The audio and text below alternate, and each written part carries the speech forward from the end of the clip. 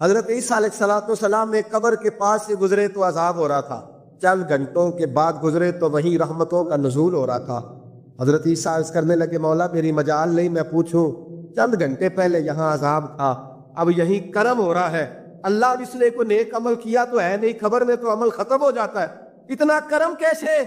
رب کریم نے فرمایا موسیٰ بندہ بڑا گناہگار تھا، پاپی تھا، سزا کا حقدار تھا، اور جب انتقال اس کا ہوا تو بیوی اس سے پہلے حاملہ کی، اس کے انتقال کے 2-4 مہینے بعد بچہ پیدا ہوا، اس بی بی نے بچہ پالا، آج 4.5 سال کا بچہ مکتب گیا ہے، استاد نے بسم اللہ شریف پڑھائی ہے،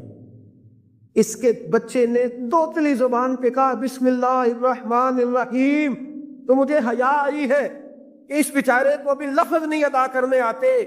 زمین پر بیٹھ کر یہ توتلی زبان سے مجھے رحمان اور رحیم کہے اور میں اس کے باپ کو سزا دوں۔ بس بچے نے ایک دفعہ بسم اللہ پڑھی ہے، میں نے باپ کے سارے گناہ معاف فرما دیے۔